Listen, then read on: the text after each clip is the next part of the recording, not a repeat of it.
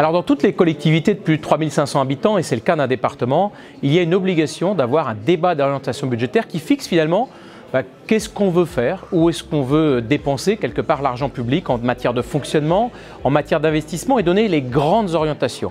C'est ça le débat d'orientation budgétaire et c'est ça effectivement que nous avons eu aujourd'hui au sein de l'Assemblée départementale avec l'ensemble de nos collègues. Pour nous, c'est véritablement là où on pose les enjeux politiques de l'avenir, puisque c'est les orientations dans le budget et principalement sur les compétences clés du département que sont le social, le collège, les voiries. Le contexte national des finances publiques, il est très dégradé. La France aujourd'hui est en déficit de l'ordre de 6,1%. Les finances publiques sont devenues rares. La dette du pays explose. Et donc le Premier ministre, fort logiquement, doit redresser les comptes du pays, a annoncé des mesures fortes et notamment certaines qui nous touchent, comme 5 milliards d'euros, on va dire, de contribution des 450 plus grandes collectivités en France au redressement des comptes publics. Et nous y sommes touchés pour 23,1 millions d'euros. Donc ce sera notre contribution au redressement des finances publiques. Et puis à côté de ça, on a une baisse très significative des droits de mutation. On appelle un peu les taxes de notaire. C'est 25% 2 ans, c'est près de 50 millions d'euros pour nous.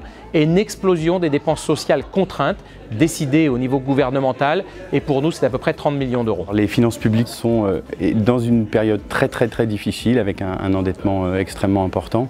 Pour nous, l'important, ça va être de se dire à un moment donné quel est le niveau d'effort que les collectivités vont devoir faire. Et il s'avère que là, en l'occurrence, je pense qu'on est plutôt à demander beaucoup d'efforts aux collectivités locales alors que généralement elles sont plutôt vertueuses.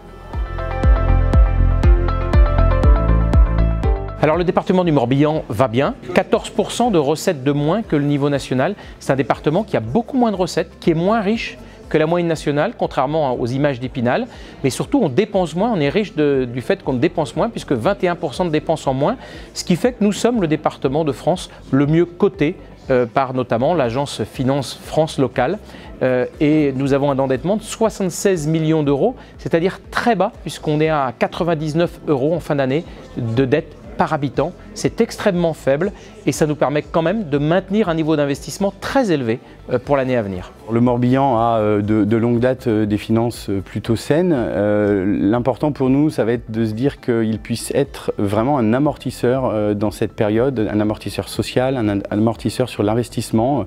Nos communes qui sont souvent des gros investisseurs pour les travaux publics, pour la voirie, vont devoir s'adapter et là le département doit continuer à faire les efforts pour soutenir les collectivités.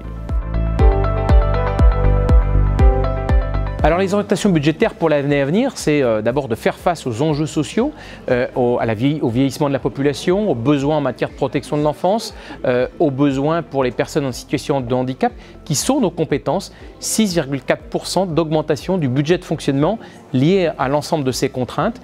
Et puis en matière d'investissement, eh bien, ce seront 165 millions d'euros plus 1,5%.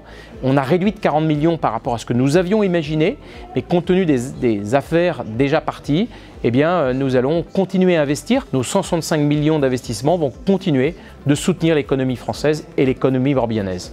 En l'occurrence, on commence à voir des modifications par rapport à la politique habituelle du département du Morbihan. Donc l'augmentation de la fiscalité, les droits de mutation à titre onéreux est sur la table. C'est quelque chose qui n'était pas le cas du tout avant. Et puis la majorité commence à réfléchir à ce que nous avions demandé déjà depuis longtemps, à regarder quelques politiques qui ne sont pas des politiques obligatoires du département. L'important, ça va être de se dire que les efforts que l'on va faire, ils soient justes socialement, territorialement et fiscalement pour tout le monde. Et on a profité de cette assemblée pour voter un vœu collectivement pour soutenir l'usine Michelin. Et finalement, c'est un peu le symbole de ce que les collectivités et les élus politiques doivent faire, c'est-à-dire mener sérieusement les politiques, mais en étant au chevet des habitants morbihanaises et morbihanais. Je vais peut-être revenir sur la dernière délibération, qui était celle de la décision modificative du budget, où nous avons rajouté des crédits supplémentaires particulièrement dans l'aide aux communes. Certes, il faudra peut-être suspendre le dispositif en 2025 compte tenu des circonstances, mais ici nous avons rajouté près de 8 millions d'autorisations de programme qui permettent de financer les projets dans les communes. C'est une crèche et c'est un multi-accueil, c'est une salle de sport, c'est la rénovation de la mairie, c'est la garderie. Bref, tous ces équipements ô combien nécessaires qu'on continue d'aider.